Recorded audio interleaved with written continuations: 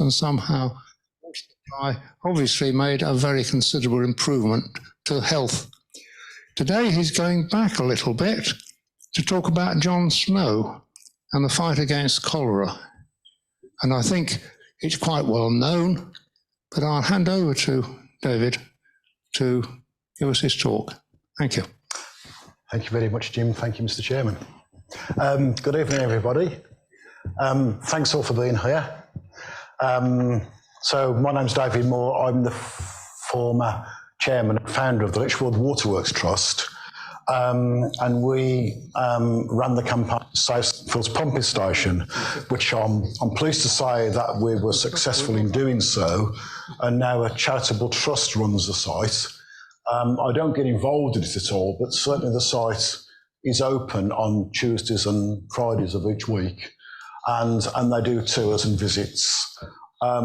It's a fascinating site, as are a lot of our industrial heritage sites. And so I always recommend visiting all of them several times. I really got interested in clean water because of Sandfields, because I felt that most of our industrial past can tell a story. It just needs somebody to tell the story. And one of the things I unearthed was this character, John Snow, and how he made this link between cholera and clean water. And most of us have seen what we call the ghost map, where Snow mapped out all the cases and made this link. And like most things history, when you delve into them, they start to propagate and you end up opening a can of worms. And so this story about John Snow, it wasn't sort of like the Titanic, which and sank. Titanic and John Snow have actually got very detailed backstories that we have to sometimes dig into. And those stories are vast and they're complex. And what I hope to do as an historian is to basically invite you all to sort of be a part of that discussion. Because I think, that if we're going to gain an understanding of our industrial past, then both us as professional historians, those as professional scientists, engineers, and the everyday people have got to be entitled to be a part of that discussion and to gain an understanding of those events. And then we can really then give things value. So the way I'm going to do this tonight is I'm just going to sort of do a very brief introduction as John Snow as a youngster. We'll talk a little bit about cholera, and I'm not going to get technical about it because I'm not a medic. We'll also talk about the prevailing other theory, the miasma theories, and then I'll talk about John Snow's involvement in cholera, John Snow's grand experiment, the Broad Street pump, which I'm sure a few of us know and probably love already, and actually the legacy of John Snow, because a lot of his ideas were originally poo-pooed, but he actually set some groundbreaking rules which we now live our lives today. At the end there'll be an opportunity to ask questions, of course, so let's see how we go. So, John Snow, born on 15th of March 1813 in York. He was the first of 9 children, and his father was a labourer. He actually worked in a coal yard. So he come from very humble beginnings. At a very young age, he demonstrated an aptitude in mathematics. He was very much like the engineer John McLean. His father used to take him to the fair, and he would stand there and he could sort of calculate the square root of 397,400, in his head. But Snow was a very similar character, and I suspect maybe a difficult child. At 14, he obtained a medical apprenticeship with William Hardcastle in Newcastle upon Tyne. His mother actually won a small dowry, and it looks like she spent it all on the oldest son, John.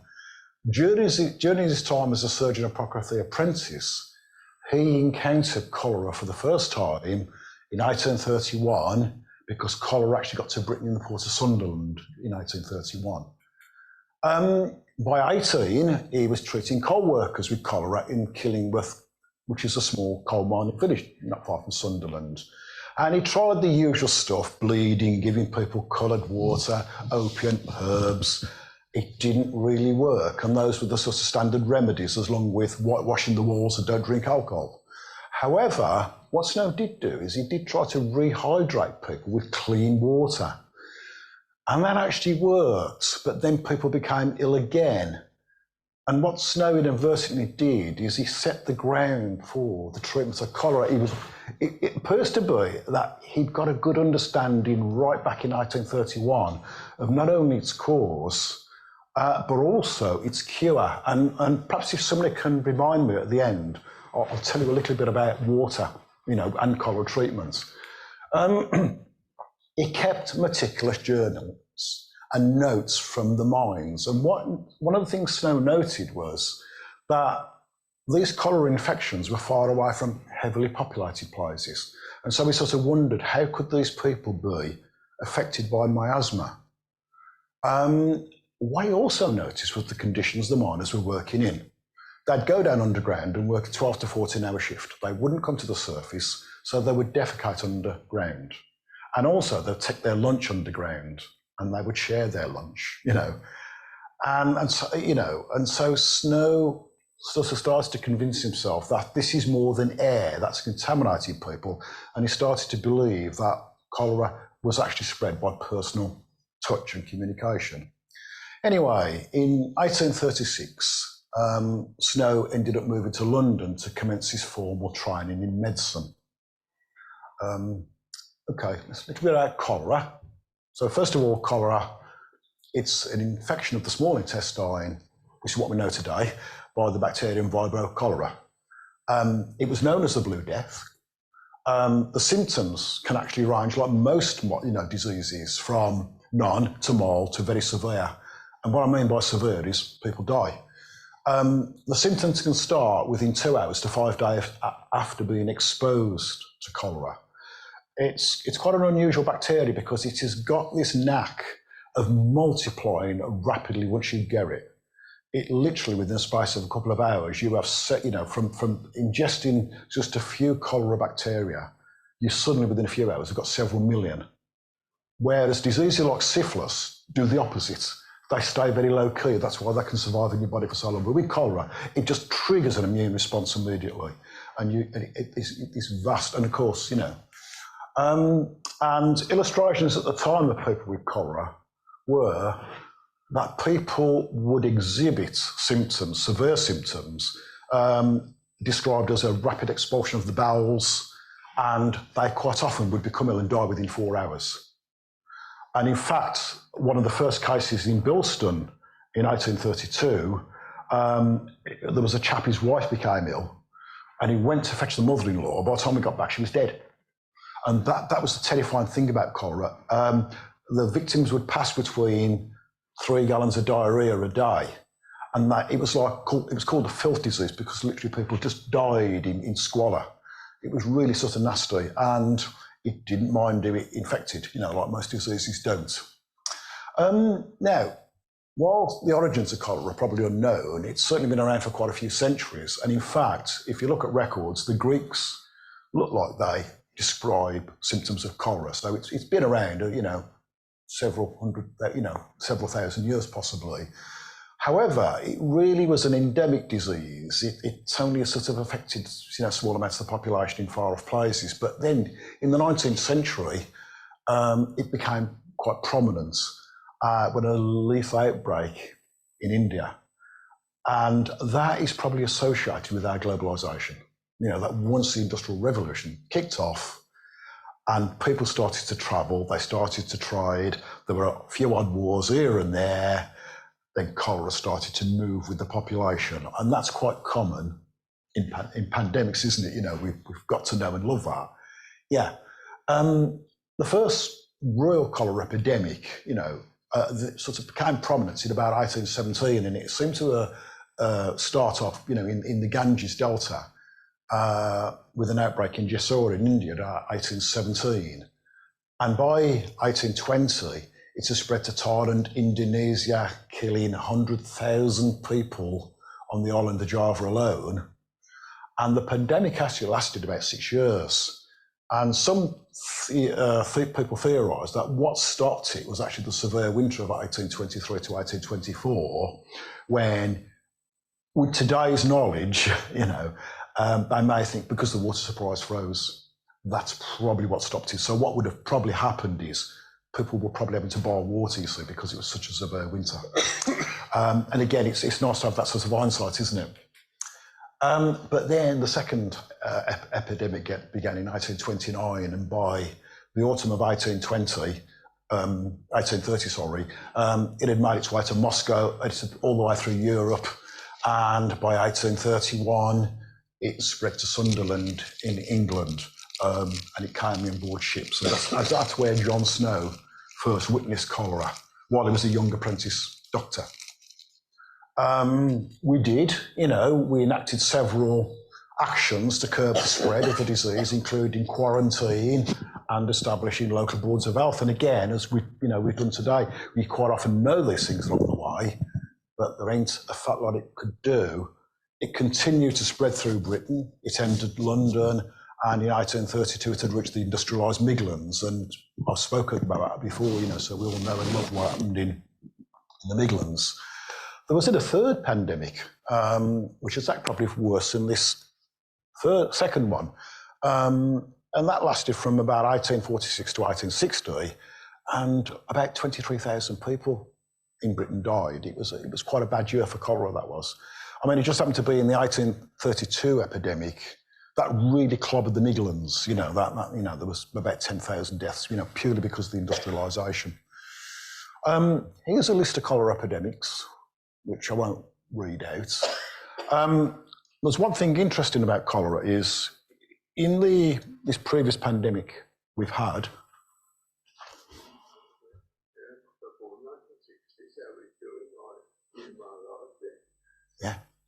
Yeah.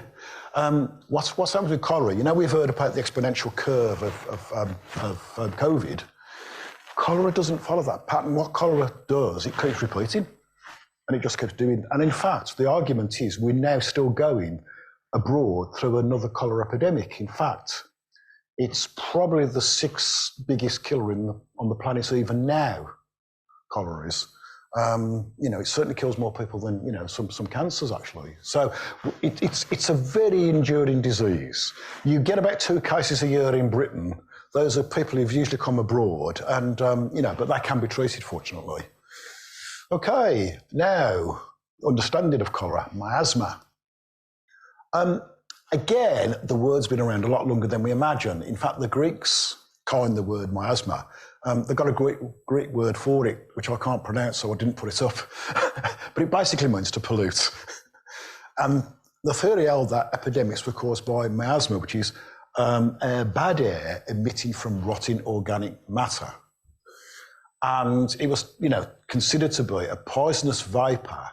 And if you think about it, I think it's easy to look back and to sort of poo-poo the science of the past.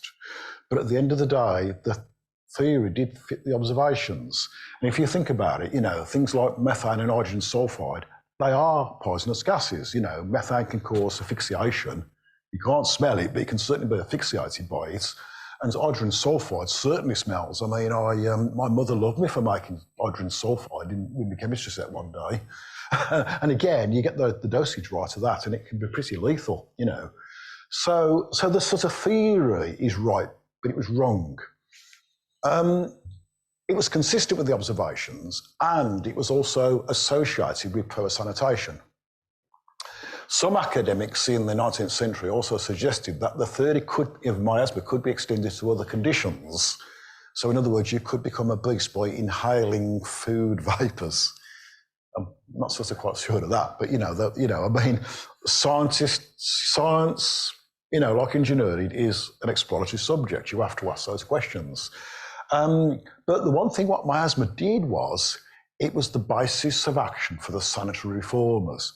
So I don't think miasma was all that bad, because what came out of miasma was Joseph Bazalgette and his London sewer schemes.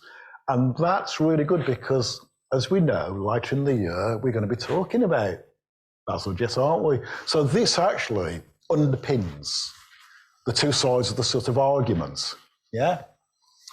All right, let's get back onto miasma. Now, with things we don't really understand, you tend to get this bad press reporting, and people were talking about there were more victims died in hospital than actually really died, and some of the victims were being killed by doctors because they wanted bodies for dissection. The whole thing, because it was not understood, it just created mass panic, and people were terrified.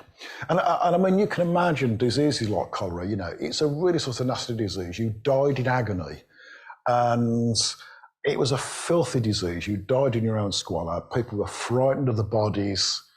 You could just see that it was rife, can't you, for sort of, misappropriation of the press as well, rumour control, But like I say, the scientists were trying the best. I won't poo-poo them because, a lot of it were well thought through. And there's a guy called William Farr, who was a doctor.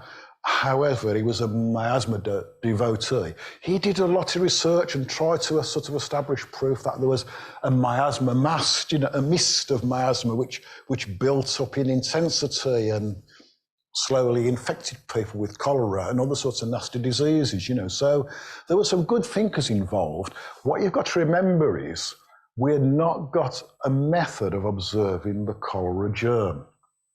And it's a little bit like, do you remember in the 1960s when we suddenly got these pulses and it was announced on the TV, we think we found the first signs of alien life because there was those regular pulses. And what it turned out to be is that once they developed the X-ray telescope, they realised these are quasars, they're spinning objects, and and they're sending out radiation. And we didn't know until we'd actually got the X-ray telescope to pick up the radiation, you see. So again, it's about what the observable world is. Okay, let's come back to John Snow now. We've done miasma to death. He arrived in London in 1836 to start his formal medical training. Apparently, he walked it from Sunderland to London, which is about 220 miles. He was a bit of an obsessive individual, to be honest, he was. And in 1 year, he managed to complete his licence to become a GP and a proctography licence, a bachelor's and doctorate, and a medicine, and qualified to join the Royal College of Surgeons. In 1850, he became the one of the founding members of the Epidemiological Society, which is the study of diseases through demographic and mathematical data. Yeah, and we'll have a look at that in a bit.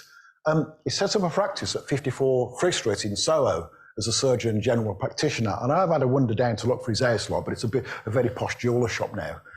He was especially interested in patients with respiratory diseases, and I think that aroused his curiosity when he was treating people with cholera in the mines.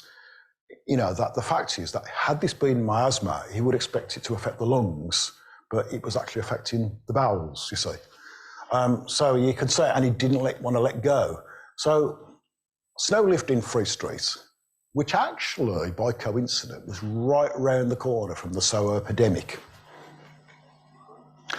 He was one of the first physicians to study and calculate dosages for chloroform and other surgical anaesthetics. And what I mean by that is anaesthesia, again, it'd been around a long time. The Chinese would anaesthetise you with things like opium. Yeah. And sometimes they'd hit you on the head with a mallet. The problem with anaesthesia was that they either hoped that when they anaesthetised you, you woke up after the operation, or you didn't wake up part way through. So Snow did. He was a real sort of, what can I put it on? He was a person who looked for patterns. And he did calculations on body weight, sex, sexuality, God knows what. And he managed to sort of work out dosages. And he became so competent at it that he was able to anaesthetise Queen Victoria when she gave birth to the last two children. She was obviously not amused at being pregnant, so he anaesthetised Queen Victoria. And what that did is that gave him a lot of prestige. And although it gave him a lot of prestige, he still never let go of this thirst to try to understand cholera. Now, what Snow says he needed was a grand experiment, right? So he needed this grand experiment. And what he sort of needed, he thought, was he needs a known source of cholera and to watch how it infects a population. And I'm not suggesting for one moment that Snow did that, because there would be an argument, how would he know? How would he know what would be infected? But certain conditions presented themselves automatically to Snow. So in 1848, we got this third world epidemic, and it returned to London. Snow managed to track down the first case, which is what you call case zero, and it was a sailor named John Harnold. Now, Snow already knew that cholera seemed to come from sailors. He'd established this in Sunderland, and you can see in his notes, wherever you get a sailor, you get bloody cholera. And Snow spoke to the physician who treated Arnold to find out that he had also treated another person who had died 8 days before and was living in the same boarding house and was sleeping in the same bed, and they found out that they hadn't changed the sheets. Now, bear in mind, you see, when somebody's ill with cholera, what they pass out is water. It's called rice water. So, so it's like you pass a clear liquid, it's not like our normal sort of bad curry night. But somehow somebody didn't change the sheets, and it appears to be that somebody else got infected. In 1849, Snow produced a paper suggesting that there was a contagion that was spread from person to person by water. The publication was called On the Mode of Communication of Cholera. Now Snow was being quite careful here, because he didn't want to tread on the toes of the people with miasma. And so he tried to suggest that it was like a water-based miasma initially. Because you imagine this young Turk coming along and turning over years and years of your well-established research on miasma. People wouldn't stand for that. But he sought proof, but the scientific community was still quite reluctant, even however he presented. So like I say, he needed this grand experiment. And what he noticed was there was a particular street in London where there'd been an epidemic. And what Snow noticed was that where the water flowed down the street, there we go. As the water flowed down the street towards the well, and then on this side of the street, it was flowing away from the well. On this side of the street, that is where everybody was becoming ill. So the side of the, side number one, people were sort of probably picking up their water that was being contaminated by the sewage flowing down the street. Again, though, he thought he got proof, but there's still the scientific community can say, no, we can explain that away with miasma, it's just coincidence. So he still needed more of a sort of direct link. So he continued to do his experiments. And what he started to do, he started talking to a chap called William Farr, who was a statistician, and he kept the records. Now, Farr himself was a miasma devotee. However, he was quite happy to work in a collaborative way with Snow, and he shared all the data with Snow. So what Snow found out was that a district where he lived had its water supply from two separate waterworks companies, the Southwark and Vauxhall Water Company and the Lambeth Water Company. Both water companies drew their water from the River Thames.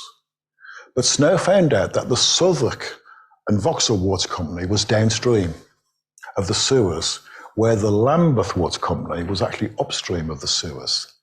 And Snow thought, great, we can do an A/B test here to see who's getting cholera. Now,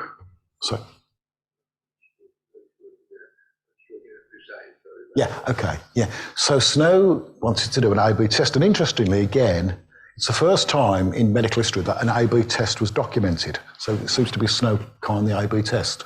So he saw this opportunity to do a comparison and look at the infection rate between the users from the respective water companies to see if there was any data. So he wrote to all the local people, he canvassed door to door, started knocking on doors. But unfortunately, most people living in the area were just tenants, and they'd no idea who was supplying their water.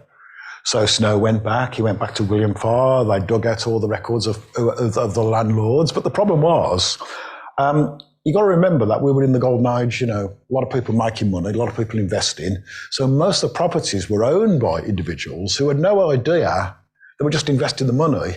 They had no idea what properties they owned. They were operating through brokers, you know, or fund managers, and fund managers were buying up properties for them.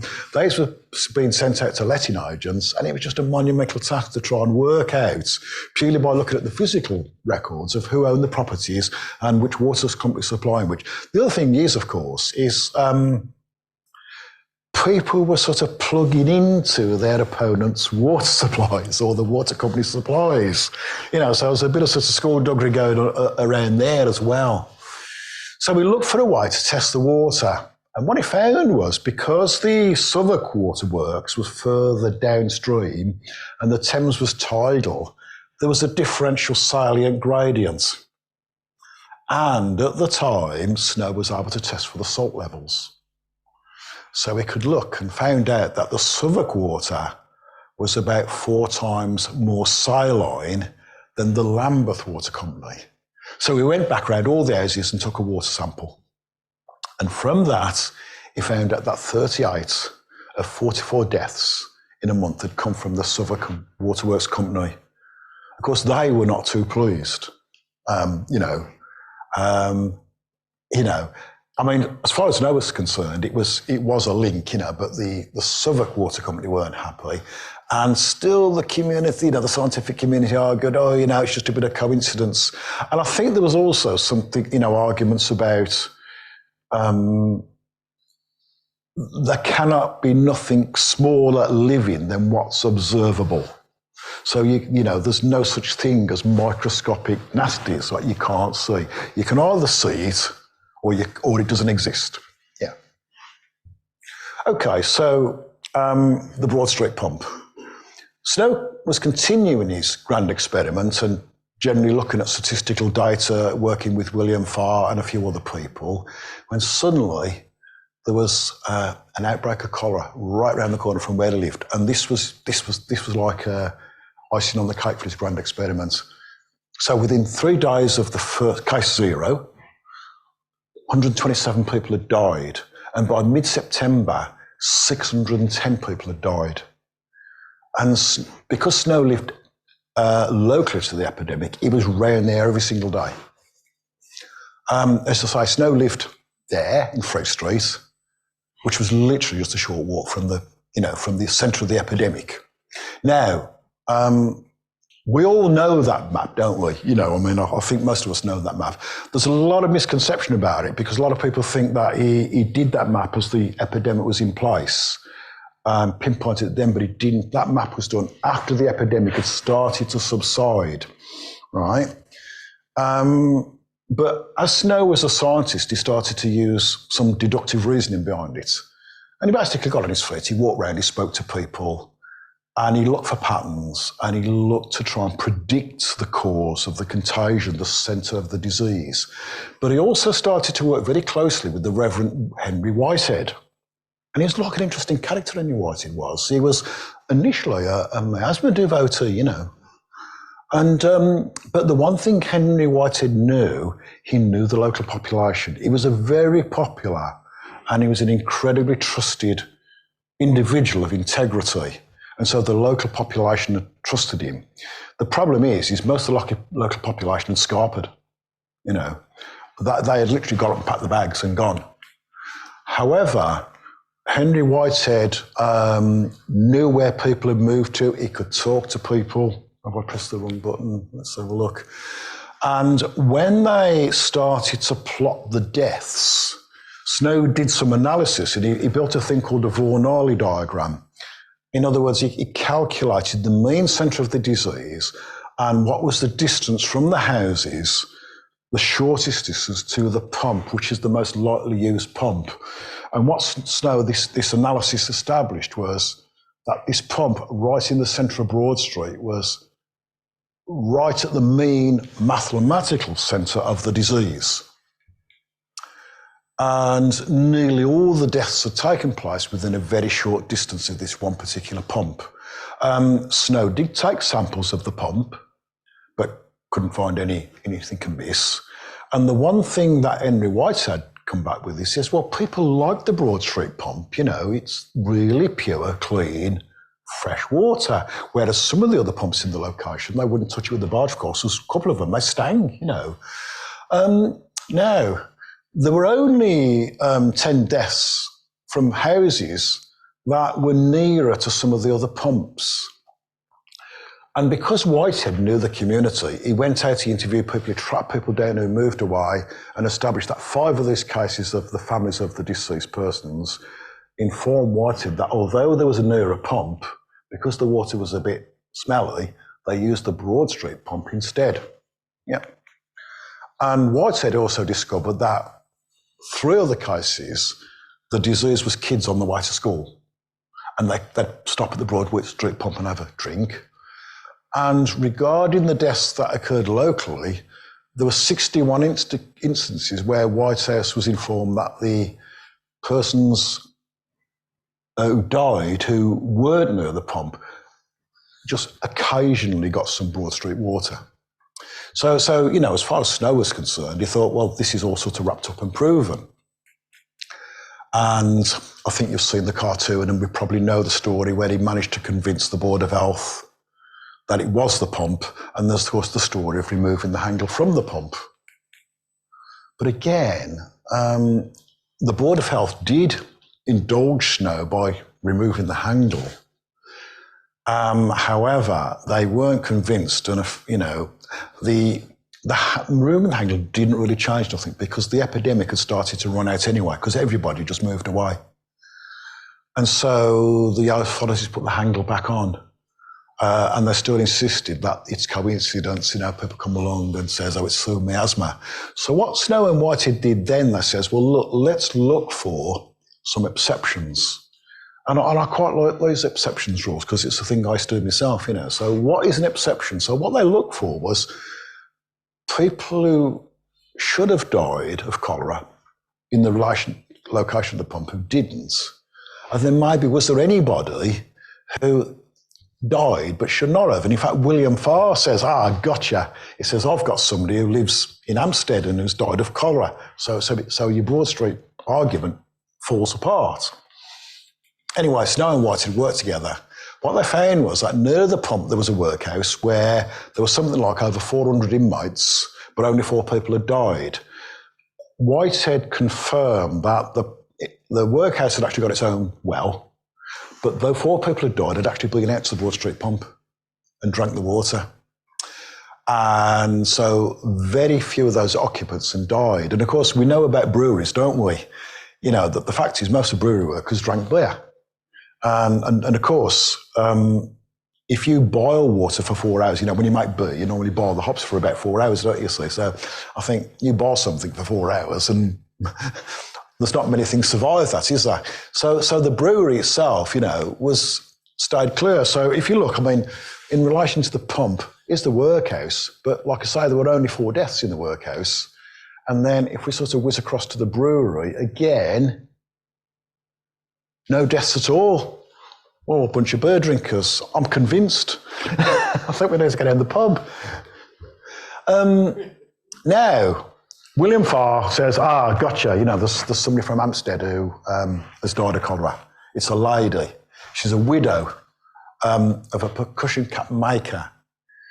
And so what had happened is she'd moved away to Hampstead. She lived by the Broad Street pump. Her husband had a little factory that was making percussion caps. He died. When he died, she moved away. However, she liked the water from the Broad Street pump. So she used to send the servants to get her a bottle of water for every so often. And unfortunately, she died. So that really concluded, the 2 exceptions.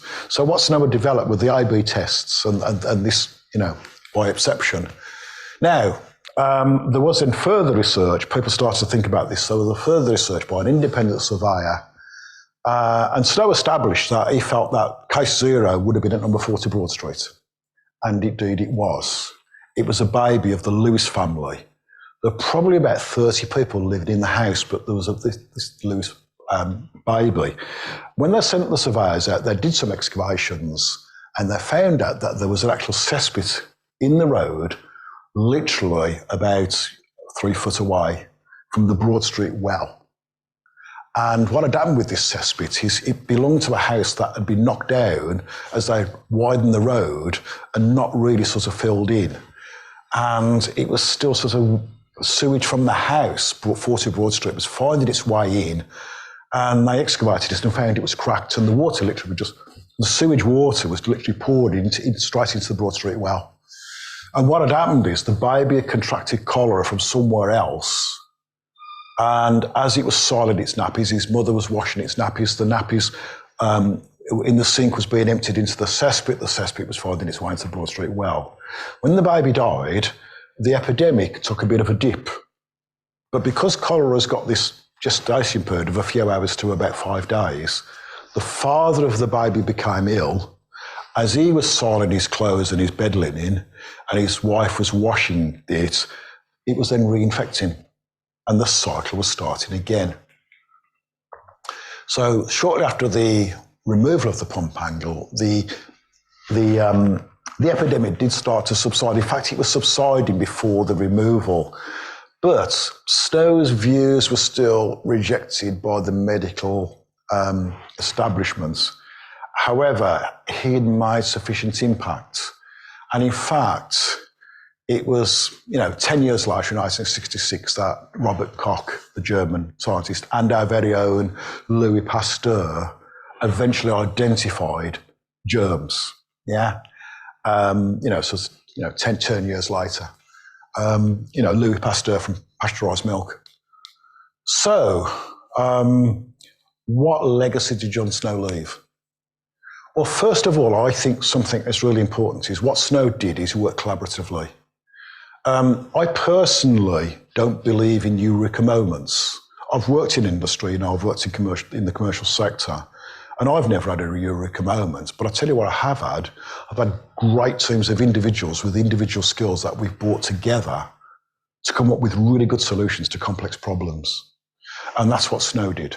He worked with others, and even accepting of their differences of opinions, he didn't let that get in the way, If you look at people like Charles Darwin announced, this eureka moment when he suddenly discovered all by himself the science of evolution. Darwin was another avid note taker. And if you look at Darwin's notes, he actually was working with lots of other people over a period of 20 years. And it's just that he announced it first. But it certainly wasn't a eureka moment. And certainly I don't believe in eureka moments, because I think, most of these groundbreaking ideas are actually when we're prepared to set aside our differences and work together. Yeah. So he worked collaboratively with others, and he did provide this connection between clean water and cholera. And the thing is, the work with the Reverend Whitehead and with Farr, it enabled Snow to combine demographic study with scientific observation and with statistical analysis, and it set this precept for the science of epidemiology. And as we now know, the prediction of diseases and pandemics has probably saved a lot of lives. He, as an anaesthetist, he worked with ether. I was anaesthetised with ether when I was a kid, And the thing is with Snow, he really developed the science of anaesthetics, but he never patented nothing. What he basically did is what we now call open sourced everything. He was just a person who didn't want the fame, he didn't want the fortune. He just wanted to share the information, so he published papers on it. And for that, I just think that the guy needs applauding, that the fact is he was a completely unselfish individual.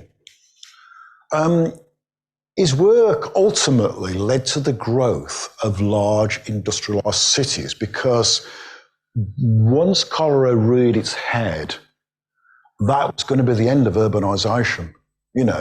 That would have really stunted the Industrial Revolution. That would have stunted growth, because the one thing about industry is it tends to work when you've got these sort of vast areas of industrialisation. But cholera and some of the other diseases was going to scupper it. But what Snow did was it enabled the growth of large cities, and I think we can be thankful for that today. However, he did have quite poor health, John Snow did, and in 10th of June 1858 he suffered a stroke, and within a couple of days he died.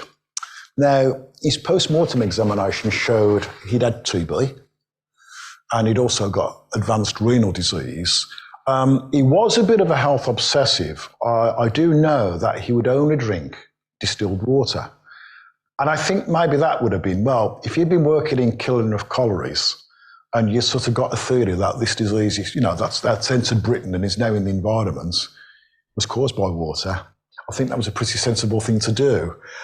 He also adapted a vegetarian, then vegan diet, but he found his health worsened, so he sort of then reverted back. So he was quite obsessive, and and of course he walked it from Sunderland to, to London.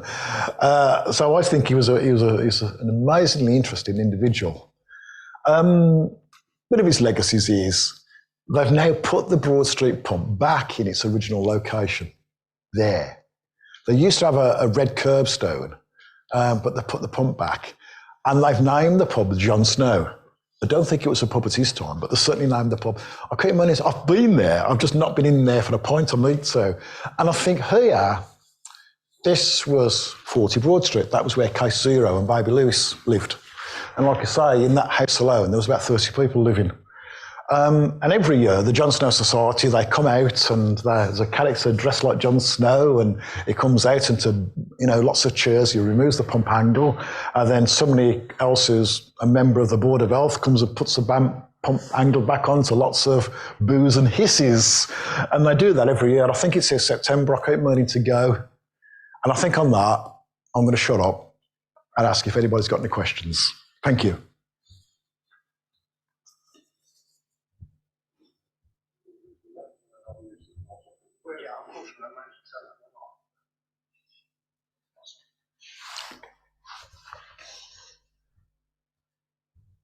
Sorry, microphone problem. Oh, okay. Right, any questions, folks? We've got a slight problem with the rolling mic, but might kick it out. Where is Broad Street? Yeah, it's in Soho. It's called Broad. It's in Soho, and it's called Broadwick Street now. Oh, yeah. Yeah. Thank you. So you want to come through the pump, put it back? No, it's just a replica. Oh, yeah, it's just a replica. Yeah, it was about 100 yards down the road a couple of years ago, and then they did some major building work and removed it. But then when they replaced it, they put it back in its original spot. Yeah, what they'd got was just a red curbstone where the original pump was. Yeah. Sorry, gentlemen.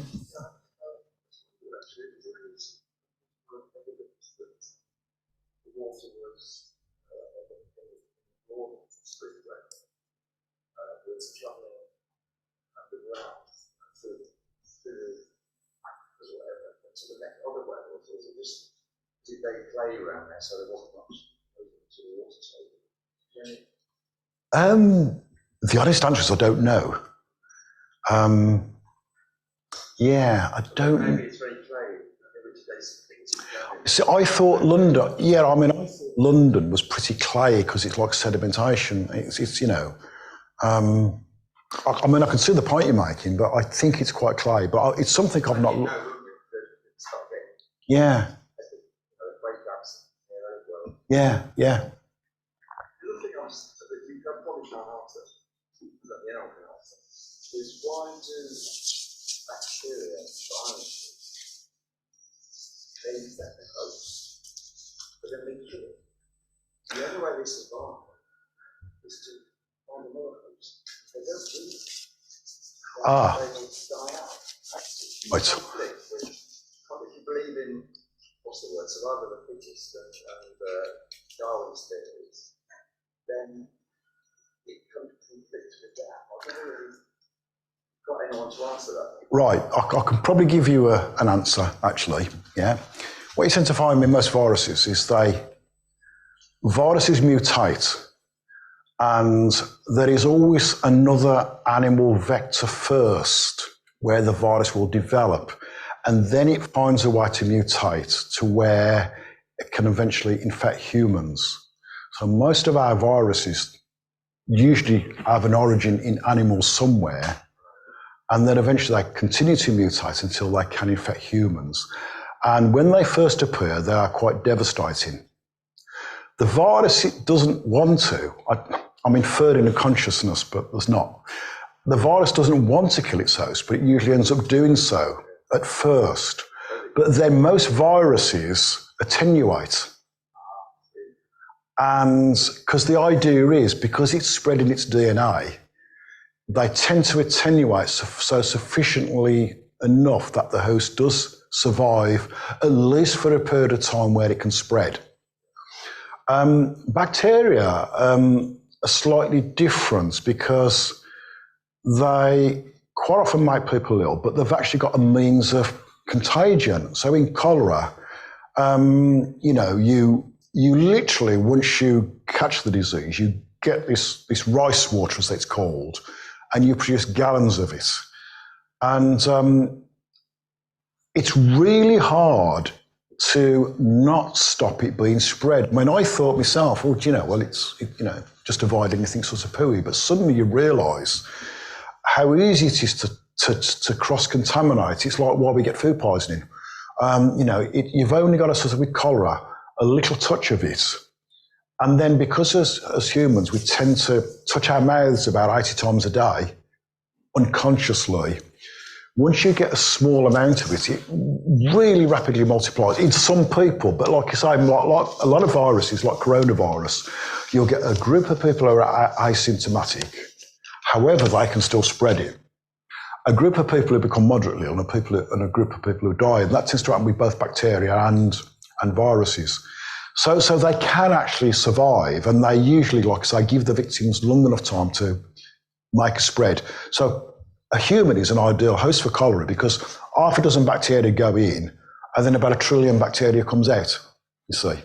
And it's just surprising how it's spread. I mean, my wife is a medic, and she showed me, how suddenly, how in the medical profession, they have very safe handling techniques, which I get wrong every time, but yeah, and I suddenly realised when she explained all this to me how easy it is to just accidentally become infected. Yeah. I can understand that when we had years ago, when there was HIV and AIDS and all that, I was told I went to a local and went to like the meeting and said that our bodies handle all these virus things every day, but once one takes hold, then it's going to multiply. It's like having the diseases affect us. It's actually COVID, things like HIV. Yeah. But the microphone recorded it. It's the HIV linked. Yeah. And I handle things like every day, but an antibodies handle them. That's right. When it takes a hold, yeah. but the antibodies can't recognise it, then it's out. That's right, yes. I mean, certainly syphilis is one of them ones. It ducks under the radar. It doesn't have this mass reproduction. And the other thing I think you make a good point is HIV, as we know, when it first appeared, it was going to be the end of the world, wasn't it? Yeah. But what we found out then is HIV wasn't really killing people. It was the symptoms HIV was causing, right? The immune deficiency. But now, if you notice, it's now attenuated. Naturally, it takes a few years, and a few million deaths, but they tend to attenuate. And that happens with most diseases, Yeah. Smallpox has got an attenuated version. And that's what Edward Jenner messed around with, he did. Yeah. Just to explain that, unfortunately, the roving microphone has died, so we're a bit limited. I think gentleman there, yep. Firstly, thanks very much for the talk. It's really interesting. Thank you too. The basic story. I didn't realise the Sunderland connection with the other points. There was a mathematician, for example. But the question, I guess, is to what extent did Snow realise that it was a particle rather than just the water that was causing the problem? Did it reach that point? Yeah, it's a good question, that, because the one thing you find about research in the past is that there's always about 20 different versions of the same event.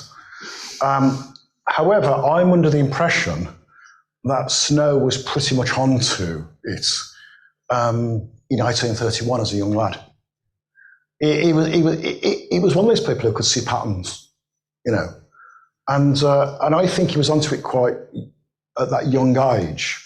The problem is the science was insufficiently developed to show the particles of bacteria, you see. And that was Snow's problem. And that's why he had to prove it theoretically. And I think if you look now at modern science, it now operates in the same way, doesn't it? The theoretical physicists will mathematically predict the existence of a particle. And then the practical physicists, you know, the CERN people, will then actually sort of collide it and find it. And that's what happened. So Snow predicted the existence of the bacteria, and Louis Pasteur and Robert Koch then actually hands-on in the lab experimental petri dish people who then produced it. Yeah, thank you. So, just two questions I'd like to ask. One was they managed to get rid of the cholera, but you know, with all the water supply systems. But wasn't there a major outbreak around 1878 when someone, unfortunately, put sewage into the water supply in London? It caused a large number of deaths. I don't know, but you could possibly be right. Yeah, you had a pollution event. You could possibly be right. I mean, I don't know that specifically, but I think that's a possibility. The other question, you showed the list of all the various epidemics. Yeah. Is there a possibility of another one? There's one happening now. I mean, no, cholera in this country. I think unlikely in this country. What you'd probably need to happen is if there was a major event or a catastrophe where the water infrastructure was seriously compromised, then that would leave us open to cholera. Because, you know, answering along with your first question, you see, that pollution event, I think, could be a possibility. I just don't know of it.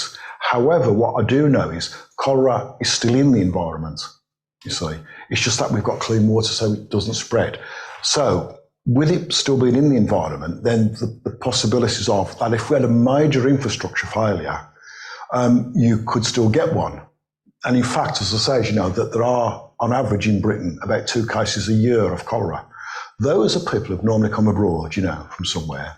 But of course, you see, there is still about 1.4 million people affected by cholera every year worldwide. And it tends to be in developing countries. There are probably around about 130,000 deaths a year from cholera. So it's a significant disease even now. It tends to affect young children. And interestingly, going back to with John Snow drinking water, the cure for cholera, the treatment for cholera nowadays is clean water with a pinch of salt and a pinch of sugar. Snow was almost right in 1831.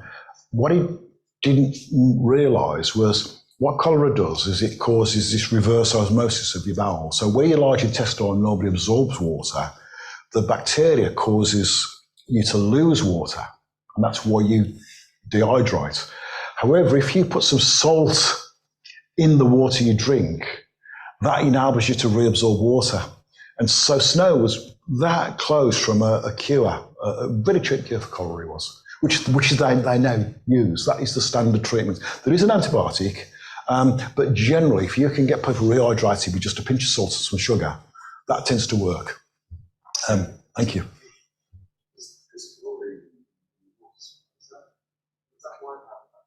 Yeah, it does. I mean, you know, cholera is not the only waterborne disease, and certainly things like typhoid and a few other nasties, you know, still exist.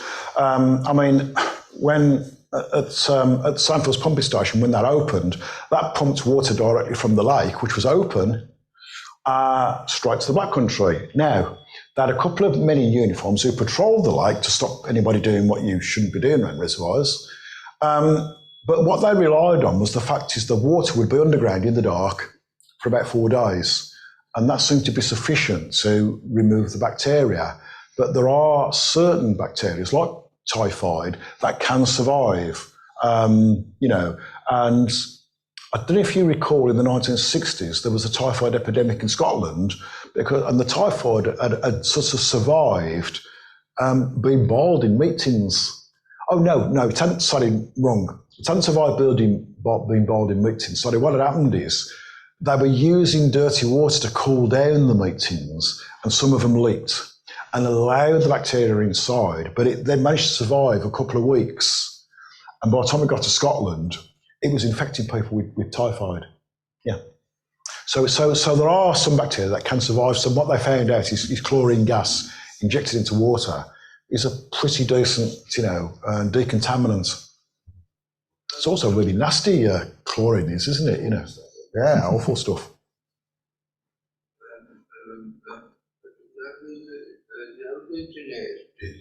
Yeah. Yeah, so Legionnaires' disease is actually caused by warm water. And you normally find it in air conditioning systems, or the old-fashioned air conditioning systems. Because I can remember air conditioning systems where you literally had a big fountain somewhere in the roof. And the idea is you sprayed the water, the dirty air went through it, it got cooled down, it got re-moistened.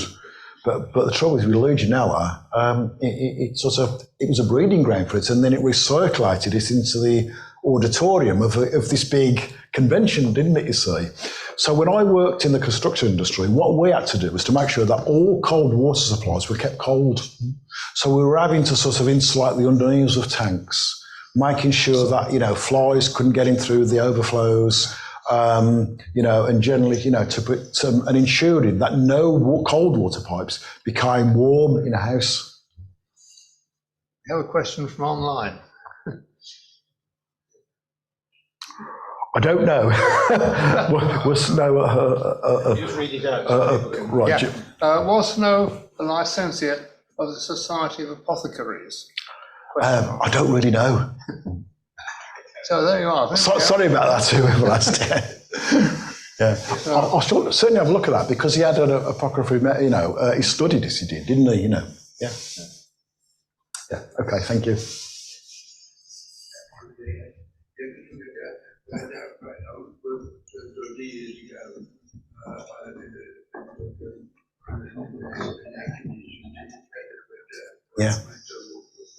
Yeah. That's right, yeah. And of course, botulism is a nasty one because you can actually physically boil botulism and it doesn't die. You can take it up to virtually boiling points. And, my wife is very sort of anti-own canning because she says botulism, it's so lethal. You can virtually boil it and it doesn't, yeah. Sorry, I just wanted to get the microphone. Oh, sorry. I was just going to add a little question, and I thought I might as well use this so people at home can hear, because otherwise I think they've probably been a bit lost. I thought one interesting comment is that miasma theory didn't go away for a long, long time. You look at documentation about new public housing schemes between the wars in the 20th century, where they're still really specifying them on the basis that miasma is a cause of disease. Yes. And because of the Second World War, some of those didn't get built till the 1950s. Yeah. And so they were still being built. Yeah. And a lot of these sort of, multi-story blocks of flats with the open walkways, it was all to do with lots of ventilation and keeping fresh air. Toilets, wasn't it? Yes, So, yes. Yeah, that's right. I mean, my mother's house built in the 1920s, outdoor toilet. Yeah, that's right. It wasn't all bad, you see. That's what I'm thinking. I think it's very easy to look back at wrong theories and say, that was silly. But it wasn't. It was genuinely good science. It's just that it weren't quite right. Until we got better ways of observing it. But yes, doing old outdoor toilets, we loved them, didn't we? Are we all done? I think we probably are. Thanks, everybody. Thank you. Thank you very much. Thank you. Right, one or two other things. There is a collection box here which helps a little bit in terms of showing making a contribution to think tanks' general publicity, which includes printing off the posters that we have. So it's useful there. So if you can make a contribution, that would be helpful. There is a sign-in sheet. We make returns every month of the number of people attending and the number of people attending online to show public involvement with these lectures, because it is important that think tank, the museum, realises the number of folks who are benefiting from events like this evening. So do please sign in. It is helpful if you can just put whether you're a member or there are two columns, one for members, one for guests, but that's not too serious a problem. But that would be useful. The next lecture on the 1st of November. Yes. 1st of November, usual first Wednesday in the month, we have Mark Edwards is coming to talk about the early years of Jodrell Bank radio telescope. He studied I think he studied at Jodrell Bank for Manchester University, radio astronomy, I think. So he's well placed to tell us about that, and he's an active member of the Coventry Astronomical Society. So we look forward to that. 7 p.m, 1st of November. I have heard a version of the lecture, and it's a very interesting one and well illustrated. So I hope as many of you can come along to that. And if you can't come, then there will be a Zoom option, but we do like to try and encourage as many people to come in person, because it makes the atmosphere here in the room somewhat better. And when the microphones work, the questions work better as well. But so apologies for that. So look forward to seeing you then. But I think you've got one more thing. I think David Helst wants to just come up and say a brief word. Some interesting things.